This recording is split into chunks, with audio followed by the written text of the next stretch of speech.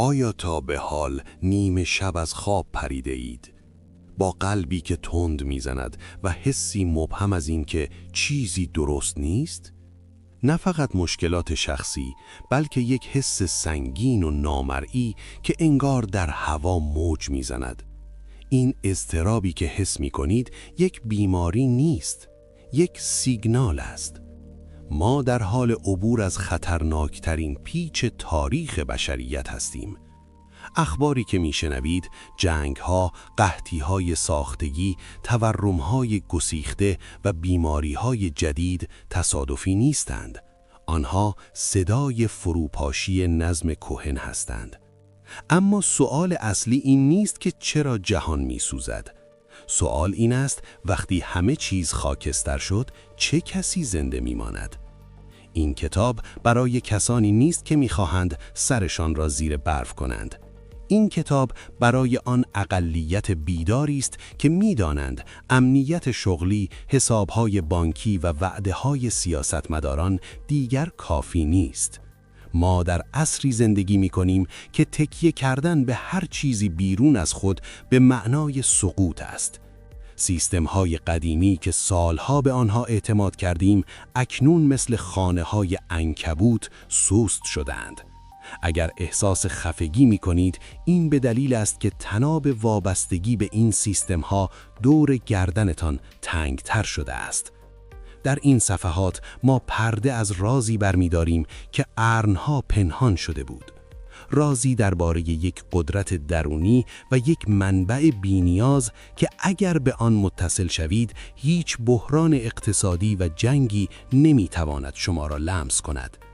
ما درباره مفهوم بسندگی صحبت می‌کنیم، نه به معنای قناعت فقیرانه، بلکه به معنای وصل شدن به اقیانوسی که شما را از قطره‌های آلوده بیرون بی‌نیاز می‌کند. آیا آماده اید که از نقش قربانی خارج شوید و به یک تماشاگر مقتدر تبدیل شوید؟ آیا جرأت دارید که بند ناف خود را از میتریکس ترس ببرید؟ بخوانید، اما هشدار می‌دهم بعد از خواندن این مطالب دیگر نمی‌توانید مثل قبل بخوابید. شما بیدار خواهید شد. عنوان کتاب: راز زنده ماندن در آخرالزمان، تنها راه نجات از سقوط اقتصادی و روانی که کسی به شما نمیگوید. نویسنده وحید زکاوتی. حق چاپ VNZ پروداکشن. معرفی محتوای بخش‌های کتاب نقشه فرار از زندان ذهن. در این سفر کوتاه اما تکان دهنده، ما لایه به لایه توهمات را کنار می‌زنیم تا به هسته حقیقت برسیم. در بخش اول، سقوط بت‌های پوشالی، ما با بیرحمی تمام دلایل واقعی رنج شما را کالبد شکافی می‌کنیم. چرا هرچه بیشتر تلاش می‌کنید، کمتر به دست می‌آورید؟ چرا امنیت مالی در این عصر یک سراب است؟ شما خواهید فهمید که چگونه سیستم طوری طراحی شده که شما همیشه گرسنه و نیازمند باقی بمانید تا قابل کنترل باشید. بخش دوم، ویروس ترس و پادزهر آن به سراغ روان شما می رود. چرا افسرده اید؟ چرا خشمگینید؟ ما مکانیزم‌های روانی را بررسی می‌کنیم که رسانه‌ها برای فلج کردن اراده شما استفاده می‌کنند. اینجا یاد می‌گیرید که چگونه ذهن خود را بر برابر بمباران اخبار منفی ضد گلوله کنید. بخش سوم، کشف منبع ممنوعه، قلب تپانده این کتاب است. اینجا با آن مفهوم باستانی و قدرتمند آشنا می‌شوید، نیرویی که به تنهایی بس است. بدون استفاده از کلمات کلیشه‌ای به شما نشان می‌دهیم چطور به منبعی وصل شوید که تمام نیازهای شما را پیش از درخواست تأمین می‌کند. بخش چهارم، معماری پناهگاه درون، راهکارهای عملی برای جداسازی مسیر سرنوشتتان از سرنوشت جمعی است. وقتی جامعه به سمت دو قطبی شدن و جنگ داخلی می رود، شما چگونه در صلح مطلع می مانید؟ این بخش تکنیک های نامرئی شدن بر برابر بلاها را به شما آموزد. بخش پنجم، تولد انسان جدید در نظم الهی، چشم اندازی است از آینده. پس از این طوفان چه می شود؟ کسانی که کفایت را آموخته‌اند چگونه رهبران دنیای جدید خواهند شد؟ این بخش به شما امید و قدرتی می دهد که فراتر از تصور است. بخش 1، سقوط بت‌های پوشالی. چرا هیچ چیز دیگر امن نیست؟ بیایید رو راست باشیم. شما می دانید که کشتی در حال غرق شدن است. نگاهی به قیمت‌ها، به چهره‌های عبوس مردم در خیابان و به اخبار جنگ بیندازید. تمام ساختارهایی که به ما گفته شده بود امنیت می‌آورند، پول فیات، بیمه، دولت‌ها و سازمان‌های بین‌المللی در حال لرزیدن هستند. بزرگترین دروغی که به ما گفته‌اند این است که بیرون از تو کسی هست که مراقب توست. این دروغ ریشه تمام اضطراب‌های شماست. مشکل انسان امروز کمبود منابع نیست. مشکل آدرس غلط است. شما تمام عمرتان را صرف ساختن خانه‌ای روی گسل کرده اید. وقتی زلزله می آید و اکنون زلزله آمده است، شما وحشت زده می شوید چون تکیه‌گاهتان بیرونی بود. سیستم اقتصادی جهان بر پایه نیاز طراحی شده است. آنها نیاز دارند که شما همیشه احساس عدم کفایت کنید. اگر احساس کنید کافی هستید، اگر احساس کنید بی نیازید، دیگر نمی توانند چیزی به شما بفروشند یا شما را بترسانند. تمام این هرج و مرج جهانی یک نمایش بزرگ است تا شما را متقاعد کند که ضعیف هستید و به ناجی‌های بیرونی نیاز دارید. اما حقیقت ترسناک و در این حال رهایی بخش این است که هیچ کس قرار نیست شما را نجات دهد. هیچ سیاستمداری، هیچ تغییر حکومتی و هیچ معجزه اقتصادی در کار نیست. این ساختارها باید فرو بریزند چون بر پایه نیاز کاذب بنا شده‌اند. وقتی شما منتظرید تا شرایط بیرون آرام شود تا احساس آرامش کنید، در واقع کنترل زندگیتان را به دست باد سپرده اید. این وابستگی همان پاشنه آشیل شماست. در دنیایی که به سمت قحطی و جنگ می رود، کسی که نانش را از دست دیگران می گیرد برده است. اما نترسید. این سقوط لازم است. مثل پوستندانی مار، پوست کهنه باید پاره شود. دردی که جامعه حس می کند درد زایمان است. تمام این ناامنی ها یک هدف دارند. این که شما را از تکیه‌گاه‌های سست ناامید کنند. وقتی از همه جا ناامید شدید، وقتی فهمیدید هیچ پناهگاه مادی وجود ندارد، تازه چشمتان به حقیقتی باز می شود که همیشه آنجا بوده، اما زیر آوار اسباب بازی‌های دنیا مدفون شده بود.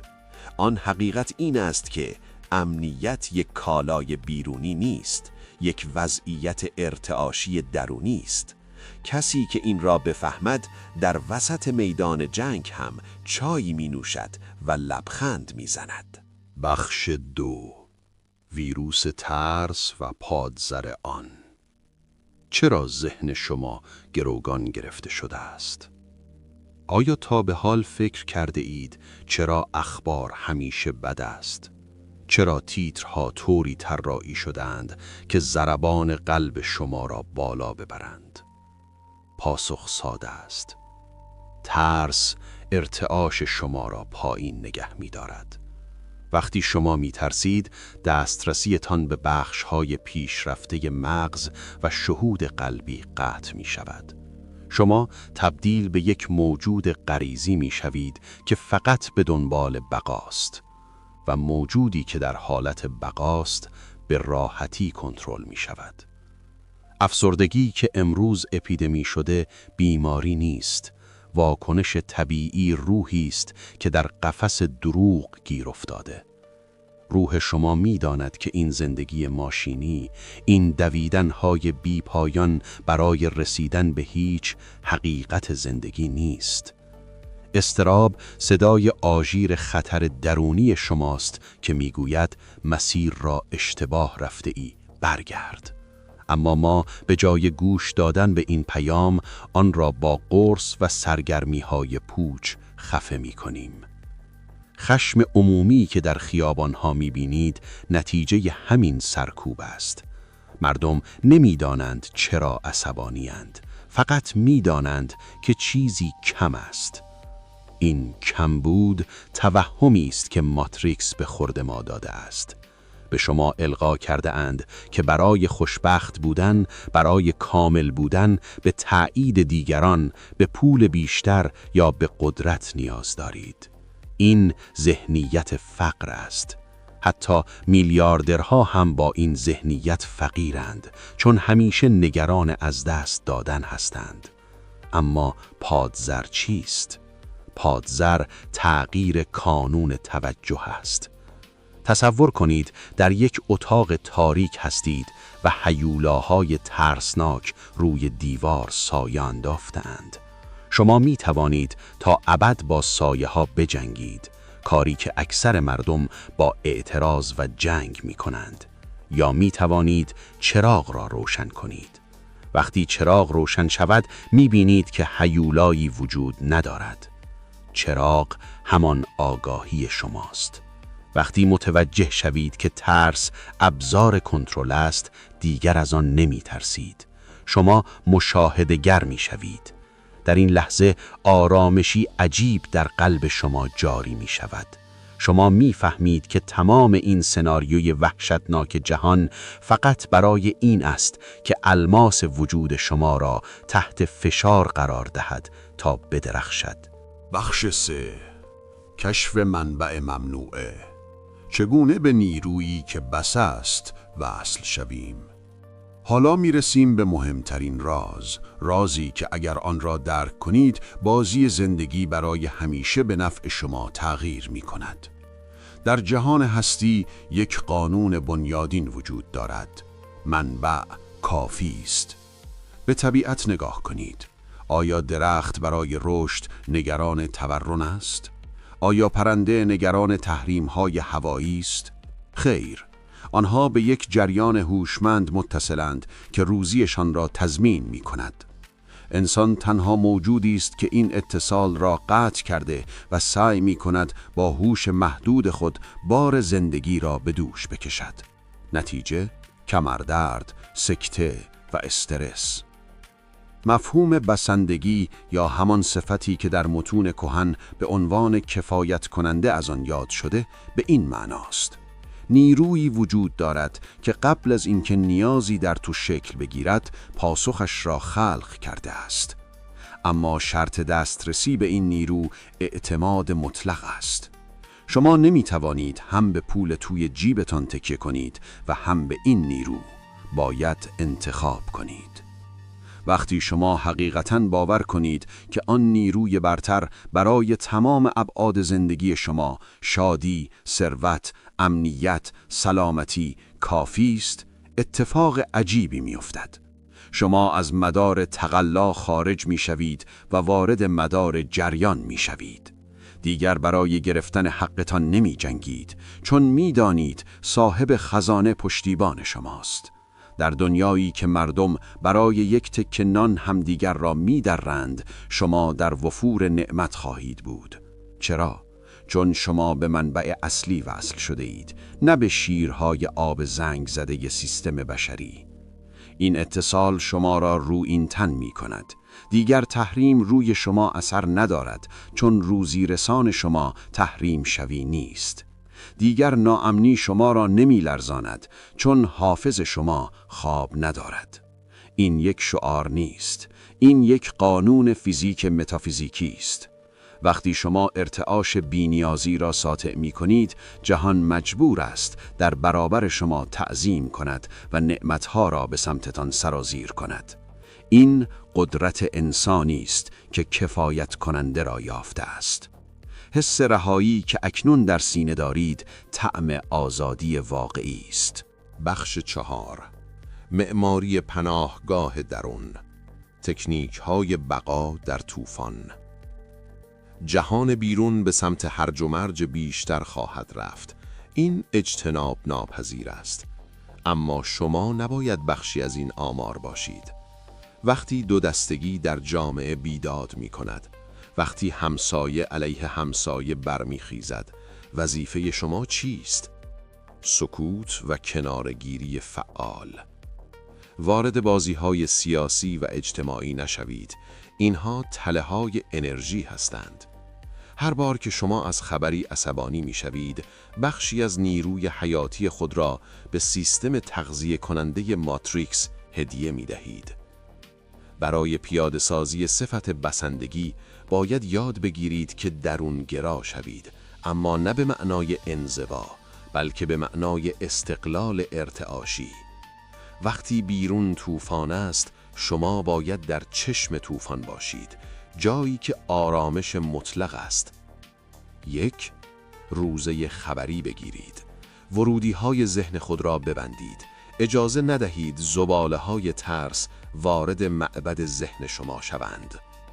2. بخشنده باشید. شاید عجیب به نظر برسد، اما در زمان قحطی بخشیدن بزرگترین نشانه قدرت و ایمان به کفایت کننده است. وقتی میبخشید، به کائنات سیگنال میدهید من وصلم، من کمبودی ندارم، و کائنات با فراوانی بیشتر پاسخ میدهد. 3. قضاوت نکنید. وقتی میبینید مردم در جهل و خشم میسوزند، آنها را قضاوت نکنید. آنها فقط خوابند و دارند کابوس میبینند.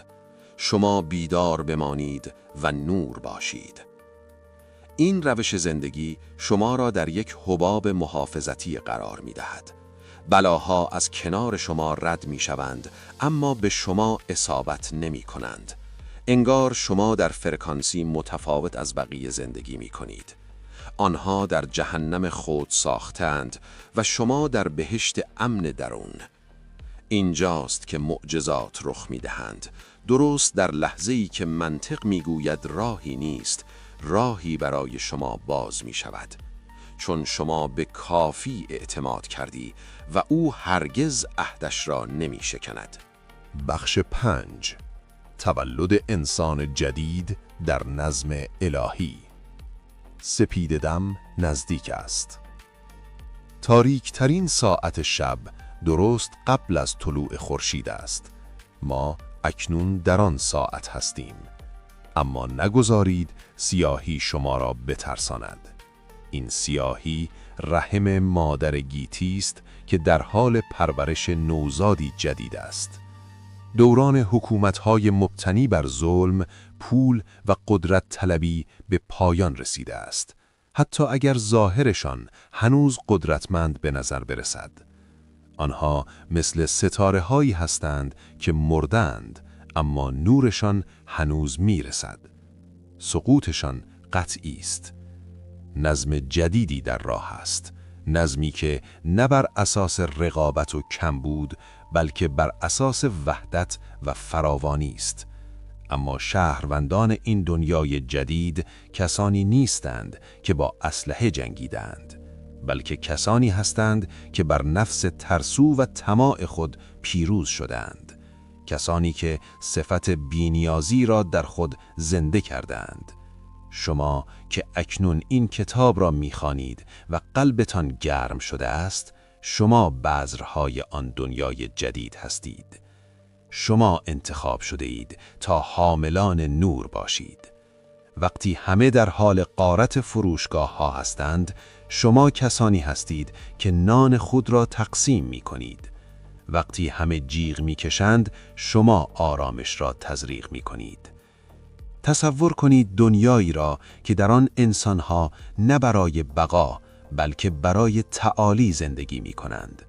جایی که ترس از فقر وجود ندارد، چون همه به منبع لایزال متصلند. این اوتوپیا نیست، این آینده محتوم زمین است. اما برای رسیدن به آن باید از پل صراط فعلی عبور کنیم. شما تنها نیستید. ارتش عظیمی از نیروهای خیر و ابعاد بالاتر در حال کمک به زمین هستند. تنها کاری که باید بکنید این است که گیرنده هایتان را تنظیم کنید. با ترس پارازیت می اندازید. با آرامش و اعتماد به آن نیروی کافی سیگنال را دریافت می کنید. لبخند بزنید. شما برای این زمان انتخاب شده اید. پایان جهان قدیم آغاز پادشاهی انسان الهی است و آن نیرو برای رساندن شما به مقصد کافی است. نتیجه گیری: شما دیگر آن آدم سابق نیستید. ما مسیری طولانی را در این صفحات طی کردیم. از لبه پرتگاه اضطراب و ترس‌های آخرالزمانی شروع کردیم، جایی که جهان تیره و تار به نظر می رسید و صدای شکستن استخوان‌های اقتصاد و امنیت شنیده می شد. دیدیم که چگونه تکیه بر دیوارهای لرزان سیستم‌های بشری تنها به رنج و ناامیدی ختم می شود. فهمیدیم که افسردگی و خشم فریادهای روحی است که در قفس مادیگرایی اسیر شده و به دنبال راه فرار است. سپس با حقیقتی روبرو شدیم که کلید سلول زندان ما بود، مفهوم عمیق و رهایی بخش بسندگی.